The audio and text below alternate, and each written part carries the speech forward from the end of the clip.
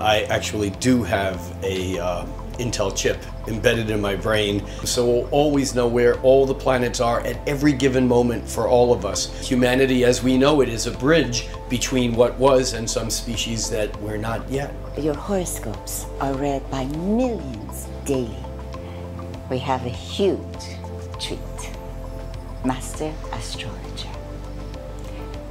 Rick Levine is with us in the studio today.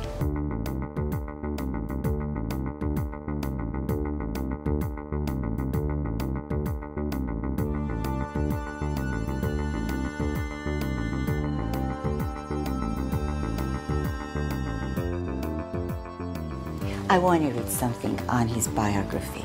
I think it will interest you all. He's a computer wizard, a net junkie, and is rumored to have an advanced Intel quad-core microprocessor embedded in his brain. Thank you for being with us today, Rick. What a pleasure to be here today. And I actually do have a Intel chip embedded in my brain, and sooner than later, we all will. So it's not a rumor, it's a reality, okay? It's all, you all heard it. Well, I think that the future of humanity includes biological enhancements that are neurological. Tell us more about it.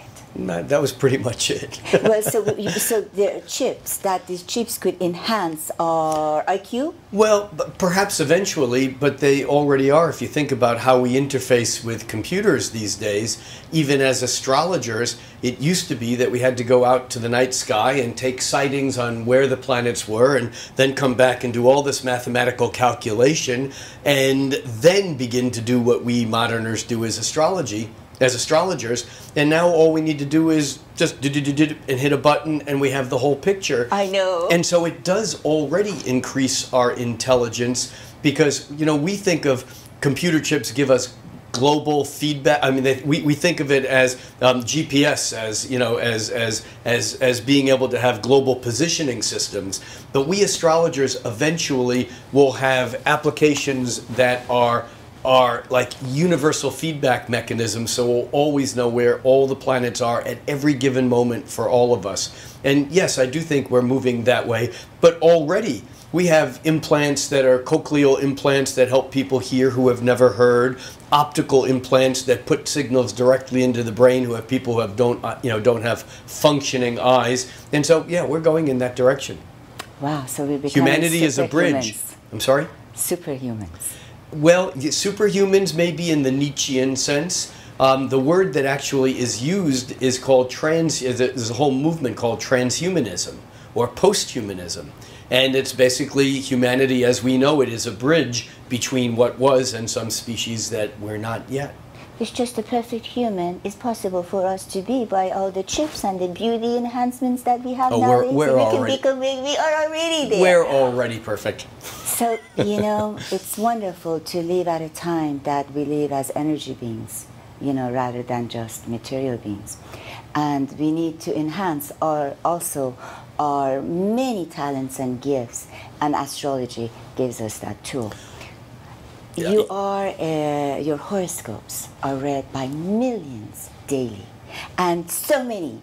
They just, they just can't wait to read your horoscope, and they all swear by the truth that you present. And I read it, and I'm always amazed. There are 12 signs of zodiac. And you write to each of these signs, to each member of that, are under that canopy of that particular zodiac sign. And yet it speaks to me as if it's happening in my life and now. How do you do that? Magic. You see, I've spent the better part of my adult life trying to understand the scientific mechanisms of astrology. I am probably as well versed in understanding wave theory and geomagnetic theory and particle wave duality and all this kind of scientific stuff. But when it comes right down to it, astrology works because it's magic. It's magic. And so does science. And I love the Deepak Chopra saying that modern science suffers from belief in the superstition of materialism. It's a great way of framing it, the superstition of materialism. We believe that what you see is what you get, but that's not the case. And with respect to the horoscopes, you know, my horoscopes, yeah, they are probably read by, I don't know, 10, 15 million people a day.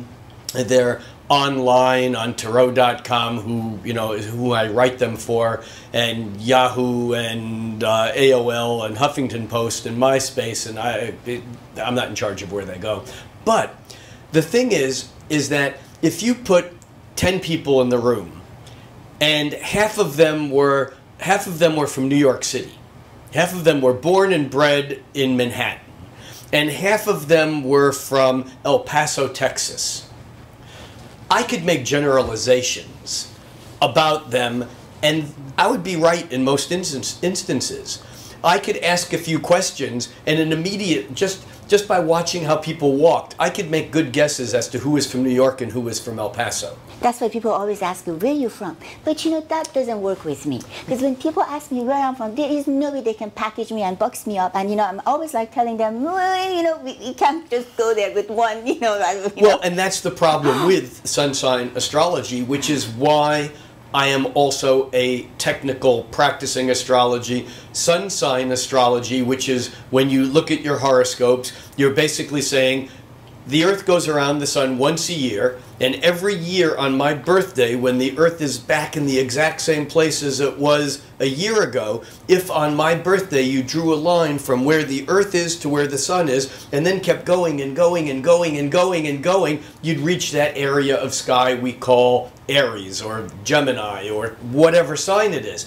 The problem, though, is that there's not only the sun sign. It's not only that I was born in New York or you were born in wherever you were born, or because we can't package you, Tehran or wherever. But the point is that where we are born is just a starting point. It doesn't say anything about our genetic history. It doesn't say anything about where we went to school. It doesn't say anything about our neighborhood, where we went, where our life experiences are. And by the same token, saying that I am a Sagittarius or that you are a hippopotamus or a gazelle, it doesn't say anything. It says that's where the sun is. It doesn't say anything about where the moon is, or Mercury, or Venus, or Mars, or Jupiter, Saturn, or Uranus, or Neptune, or Pluto, or thousands of other pieces of information that we could look at.